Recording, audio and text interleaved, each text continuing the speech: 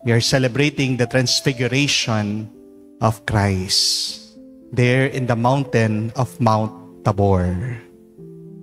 Ano ang gusto mong magbago din sa iyong buhay? Maaaring gusto mong magbago ang iyong kalagayan dahil hirap na kayo. Pinagdarasal mo na magbago ang ugali ng asawa mo. Maaaring pinagdarasal mo na magbago din ang iyong health, ang iyong kalusugan.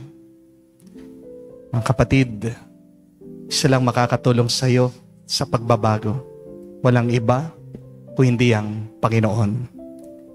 Dahil sa pagbabagong anyo ni Jesus, pinakita na siya ay tunay na ating Diyos.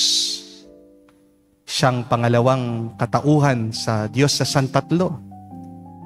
Siya ay naging kamukha natin para tulungan tayo sa tunay na pagbabago at pagpapabuti ng ating mga kaluluwa.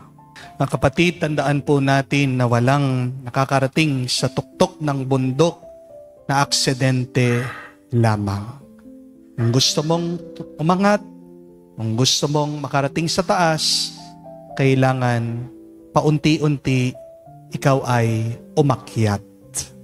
Pero pangalawa, hahayaan ka ng Diyos makaranas ng kaluwalhatian sa taas ng bundok dahil hinahanda ka niya na ikaw ay dadaan sa pighati, problema at pagsubok ng mga lambak.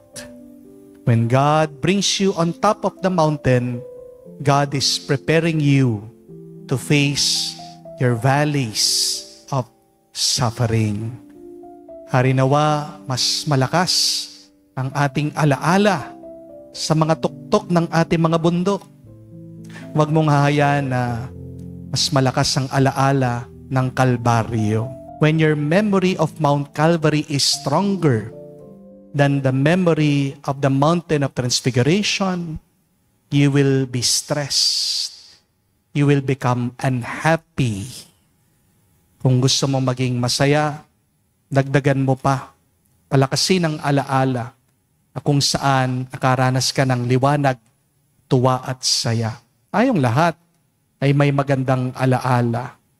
Pero natatakpan lang yan dahil mas pinipili natin tingnan ang ating mga pighati at paghihirap. Mga kapatid, lalahanin mo ang Diyos ang liwanag mo, siyang dalhin mo pag dumadaan ka na sa iyong mga kadiliman. Sumainyo ang Panginoon. At sumaiyo rin. At kayo basbasan